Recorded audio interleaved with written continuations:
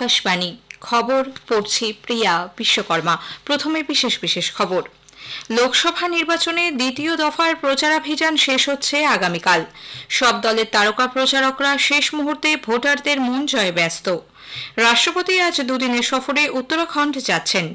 পূর্ব ভারতে আগামী 4 দিন তাপপ্রবাহ পরিস্থিতি একই রকম থাকবে বলে আবহাওয়া দপ্তর জানিয়েছে। এশিয়ান জুডো চ্যাম্পিয়নশিপে ভারতের তুলিকা মান সেমিফাইনালে পৌঁছেছেন। আইপিএল ক্রিকেটে রাজস্থান রয়্যালস মুম্বাই ইন্ডিয়ান্সকে 9 উইকেটে হারিয়ে দিয়েছে। আজ সেই বিস্তারিত খবরে।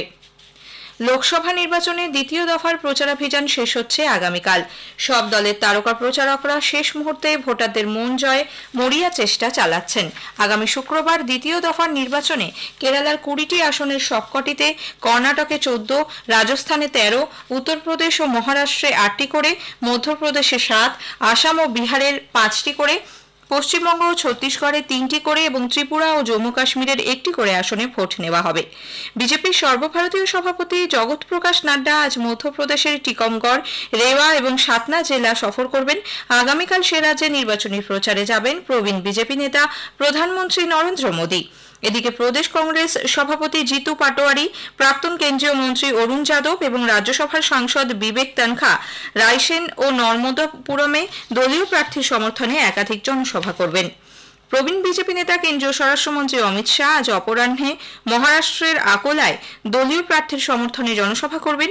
লোকসভা ভোটের প্রচারে আজই ফের পশ্চিমবঙ্গে আসছেন তিনি।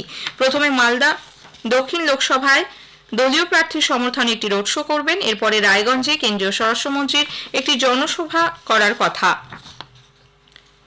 বরিষ্ঠ বিজেপি নেতা প্রধানমন্ত্রী নরেন্দ্র মোদী আজ দুদিনের সফরে ছত্তিশগড় যাবেন। তিনি রাজ্যের বিভিন্ন লোকসভা আসনে 3টি জনসভায় অংশ নেবেন। শ্রী মোদী আজ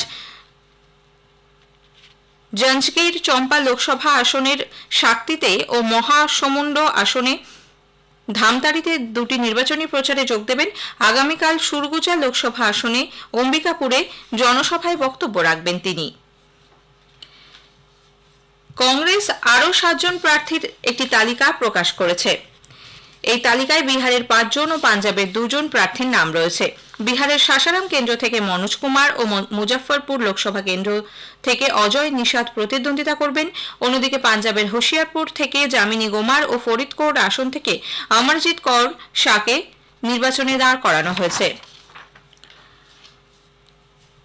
গুজরাটের সুরাট লোকসভা আসনে বিজেপি বিনা প্রতিদ্বন্দ্বিতায় জয়ী হয়েছে। মনোনয়ন প্রত্যাহারের শেষ দিনে গতকাল অন্য দলগুলি প্রার্থীপদ তুলে নেওয়ায় বিজেপির মুকেশ দালালকে জয়ী ঘোষণা করা হয়। আমাদের সংবাদদাতা জানিয়েছেন, বিএসপি প্রার্থী পেয়ারেলাল ভারতী সহ 8 জন গতকাল তাদের মনোনয়ন প্রত্যাহার করে নিয়েছেন। এদিকে সুরাটে জনগণের ভোটাধিকার কেড়ে নেওয়া হয়েছে বলে কংগ্রেস ও আম আদমি পার্টি অভিযোগ করেছে। অন্যদিকে চতুর্থ দফার নির্বাচনে মনোনয়ন জমা দেওয়ার কাজ চলছে। এই পর্যায়ে পশ্চিমবঙ্গের 8টি শহর, 9টি রাজ্য ও একটি কেন্দ্রশাসিত অঞ্চলের 96টি আসনে ভোট নেওয়া হবে 13ই মে।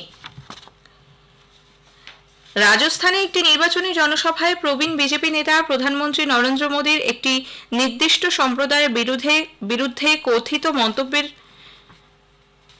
প্রতিবাদে কংগ্রেস নির্বাচন কমিশনের দ্বারস্থ হয়েছে। নতুন দিল্লিতে কমিশনের দপ্তরে কংগ্রেস নেতা অভিষেক মনু সিংভির নেতৃত্বে গতকাল এক প্রতিনিধি দল যায়। তারা এই মন্তব্যের কারণে আচরণবিধি ভঙ্গের জন্য পদক্ষেপ গ্রহণের দাবি জানিয়েছেন। নির্বাচন কমিশনের সঙ্গে বৈঠকের পর শ্রী সিংভি বলেন, গুজরাট সহ বিভিন্ন জায়গায় শাসক দলের যেসব ছবি রয়েছে তার বিরুদ্ধেও কংগ্রেস অভিযোগ দায়ের করেছে। কংগ্রেস নেতা রাহুল গান্ধী তার বিভিন্ন নির্বাচনী সভায় উত্তর ও দক্ষিণের মধ্যে বিভাজন সৃষ্টি করছেন বলে অভিযোগ করে বিজেপির এক প্রতিনিধি দল নির্বাচন কমিশনের দ্বারস্থ হয়েছে। কমিশনের সঙ্গে বৈঠকের পর বিজেপি নেতা তরুণ চুঘ বলেন, শ্রী গান্ধী ভাষার নামে বিভ্রান্তি আনার চেষ্টা করছেন। তার বক্তব্য, দেশ এগিয়ে চলছে কিন্তু রাহুল দেশকে বিভক্ত করার কথা বলছেন। রাষ্ট্রপতি দ্রৌপদী মুর্মু দুদিনের সফরে আজ উত্তরাখণ্ড যাচ্ছেন। সেখানে এইমস ঋষিকেশের সমাবর্তন অনুষ্ঠানে প্রধান অতিথি হিসেবে উপস্থিত থাকবেন তিনি। সন্ধ্যায় ঋষিকেশের পরমার্থ আশ্রমের প্রতিনিধিদের সঙ্গে সাক্ষাতের পাশাপাশি গঙ্গারতি দর্শন করবেন তিনি। দেরাদুনে আগামীকাল ইন্ডিয়ান ফরেস্ট সার্ভিসের শিক্ষানবিশী আধিকারিকদের সমাবর্তন অনুষ্ঠানে তাঁর যোগ দেওয়ার কথা। রাষ্ট্রপতি নতুন দিল্লির রাষ্ট্রপতি ভবনে গতকাল বিশিষ্টজনদের পদ্ম পুরস্কার প্রদান করেন। 3টি পদ্মবিভূষণ, 8টি পদ্মভূষণ ও 55টি পদ্মশ্রী পুরস্কার প্রদান করেন তিনি। প্রাক্তন উপরাষ্ট্রপতি এম ভেঙ্কাইয়া নাইডুকে জনহিতকর কাজের জন্য ভারতনাট্যম শিল্পী ডক্টর পদ্মা সুব্রহ্মণ্যমকে কলা বিভাগে ও বিন্দেশ্বর পাঠককে সামাজিক কাজের জন্য মরণোত্তর পদ্মবিভূষণ প্রদান করা হয়েছে। পদ্ম পুরস্কার প্রাপকরা আজ জাতীয় যুদ্ধ স্মারকে তাদের শ্রদ্ধা জ্ঞাপন করবেন। তারা রাষ্ট্রপতি ভবন ও প্রধানমন্ত্রী সংগ্রহালয় ঘুরে দেখবেন। খবর শুনছেন আকাশবাণী থেকে। পূর্ব ভারতে আগামী 4 দিন তাপপ্রবাহ পরিস্থিতি একই রকম থাকবে বলে আবহাওয়া দপ্তর আইএমডি জানিয়েছে। গাঙ্গেয় পশ্চিমবঙ্গের বিভিন্ন অঞ্চলে তীব্র থেকে অতি তীব্র তাপপ্রবাহ চলবে। কর্ণাটক, ওড়িশা, পূর্ব ও পশ্চিম উত্তরপ্রদেশ, বিহার এবং ঝাড়খণ্ডে একই পরিস্থিতি বজায় থাকবে। ওড়িশা, রায়লসীমা, গাঙ্গেয় পশ্চিমবঙ্গ, ঝাড়খণ্ড, বিদর্ভ, ছত্তিশগড়, দক্ষিণ পশ্চিম মধ্যপ্রদেশ, তেলেঙ্গানা ও অন্ধ্র উপকূলে সর্বোচ্চ তাপমাত্রা থাকছে 42 থেকে 45 ডিগ্রির আশেপাশে। এদিকে উত্তর পূর্ব ভারতে আগামীকাল পর্যন্ত ভারী বৃষ্টির পূর্বাভাস দিয়েছে আবহাওয়া দপ্তর। অরুণাচল প্রদেশ, আসাম, মেঘালয়, নাগাল্যান্ড, মণিপুর, মিজোরাম ও ত্রিপুরায় হালকা থেকে মাঝারি বৃষ্টির সম্ভাবনা। লোকসভা ভোটের পরবর্তী প্রতিটি দফার আগে তাপপ্রবাহ পরিস্থিতি পর্যবেক্ষণের জন্য একটি বিশেষ টাস্ক ফোর্স গঠন করেছে নির্বাচন কমিশন। আবহাওয়া দপ্তর, নির্বাচন কমিশন, জাতীয় বিপর্যয় মোকাবিলা কর্তৃপক্ষ এবং স্বাস্থ্য মন্ত্রকের আধিকারিকদের নিয়ে এই টাস্ক ফোর্স গঠিত হয়েছে। প্রতি দফা ভোটের 5 দিন আগে তাপপ্রবাহ পরিস্থিতি পর্যালোচনা করে প্রয়োজনীয় ব্যবস্থা নেবে এই দল। ভারতীয় নৌসেনা যান তরিণী প্রায় 2 মাসের আন্তঃসামুদ্রিক যাত্রা শেষ করে 21শে এপ্রিল গোয়া বন্দরে ফিরে এসেছে। এই অভিযান ডাবল হ্যান্ডেড মোডে করা হয়েছিল। লেফটেন্যান্ট কমান্ডার দিলনাকে ও লেফটেন্যান্ট কমান্ডার রূপা এই অভিযানে সামিল হয়েছিলেন। মহিলা আধিকারিকদের এই অভিযান ঐতিহাসিক বলে মনে করা হচ্ছে। ভারত থেকে এটি এই ধরনের প্রথম যাত্রা। কাশ্মীর উপত্যকায় গত 16 এপ্রিল নৌকোডুবির ঘটনায় নিহতদের পরিবারের সদস্যদের সঙ্গে গতকাল দেখা করেন উপরাজ্যপাল মনোজ সিনহা। তিনি নিহতদের উদ্দেশ্যে গভীর শোক প্রকাশ করে পরিবারগুলিকে সব রকমের সাহায্যের আশ্বাস দিয়েছেন। আন্তর্জাতিক উন্নয়ন সংক্রান্ত মার্কিন সংস্থা ইউএসএআইডি এর প্রধান সামান্থা পাওয়ার বলেছেন, ভারত ও মার্কিন যুক্তরাষ্ট্রের শিক্ষা প্রতিষ্ঠানগুলি যৌথভাবে পরিকাঠামোগত সহনশীলতা সংক্রান্ত এক পাঠ্যক্রম তৈরিতে কাজ করছে। সামান্থা পাওয়ার ওয়াশিংটনে বিপর্যয় সহনশীল পরিকাঠামো সংক্রান্ত একটি জোট সিডিআরআই এর গভর্নিং কাউন্সিলে বক্তব্য রাখছিলেন। তিনি জানান, পরিকাঠামো ব্যবস্থাপনা নিয়ে সার্টিফিকেট কোর্স ও গবেষণার জন্য বিভিন্ন বিশ্ববিদ্যালয় যেমন ভার্জিনিয়া টেক ও আইআইটির সঙ্গে কাজ করা হবে। উল্লেখ্য, গত বছর ইউএসএআইডি মার্কিন ও ভারতীয় উচ্চশিক্ষা প্রতিষ্ঠানগুলির মধ্যে সহযোগিতার উদ্দেশ্যে $50 লক্ষ অর্থ যোগান দিয়েছিল। বিপর্যয় মোকাবিলায় পরিকাঠামোগত সহনশীলতা বাড়াতে উদ্ভাবনী প্রযুক্তি তৈরির জন্য এই তহবিল প্রদান করা হয়েছিল। তাইওয়ানের পূর্বাঞ্চলে গতরাতে একাধিকবার ভূকম্পন অনুভূত হয়। ন্যাশনাল সেন্টার ফর সিসমোলজি জানিয়েছে, এর মধ্যে সবচেয়ে শক্তিশালী কম্পনের মাত্রা ছিল 6.1। ভূমিকম্পের কেন্দ্রস্থল ছিল হুয়ালিয়েন শহর থেকে 28 কিলোমিটার দক্ষিণে, মাটির 10 কিলোমিটার গভীরে। প্রাথমিকভাবে ক্ষয়ক্ষতির কোনো খবর নেই। উল্লেখ্য, চলতি মাসের শুরুর দিকে এই অঞ্চলে 7.4 মাত্রার ভূকম্পে 13 জনের মৃত্যু হয়। তাইওয়ানে গত 25 বছরের মধ্যে এটিই ছিল সবচেয়ে শক্তিশালী ভূকম্পন।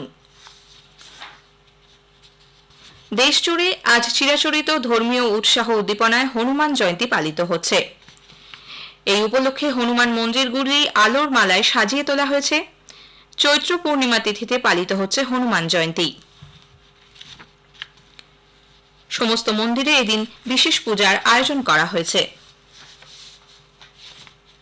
প্রতিরক্ষা মন্ত্রী রাজনাথ সিং সিয়াচেনে নিরাপত্তা পরিস্থিতি খতিয়ে দেখেন। ওই এলাকায় মোতায়েন সেনাদের উদ্দেশ্যে তিনি বলেন, অসীম সাহস ও দৃঢ়তার সঙ্গে যেভাবে তারা মাতৃভূমির জন্য কাজ করে চলেছেন তা প্রশংসনীয়।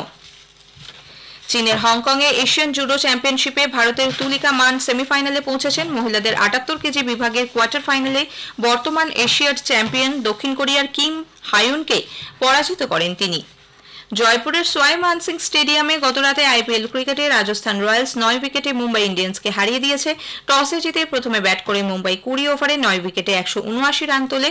তিলক ভার্মা 65, নেহাল ওয়াধেরা 49 রান করেন। সন্দীপ শর্মা 5 উইকেট নেন। জবাবে ব্যাট করতে নেমে রাজস্থান 18 ওভার 4 বলে 1 উইকেট হারিয়ে লক্ষ্যে পৌঁছে যায়। চেন্নাইয়ের এম এ চিদম্বরম স্টেডিয়ামে আজ আইপিএল ক্রিকেটে Chennai Super Kings Lucknow Super জায়ান্টসের বিরুদ্ধে খেলবে। খেলা শুরু হবে সন্ধে 7:30টায়। শেষ করার আগে খবরের বিশেষ কিছু অংশ আরও একবার। লোকসভা নির্বাচনের দ্বিতীয় দফার প্রচারাভিযান শেষ হচ্ছে আগামীকাল। সব দলের তারকা প্রচারকরা শেষ মুহূর্তে ভোটারদের মন জয়ে ব্যস্ত। খবর শেষ হলো।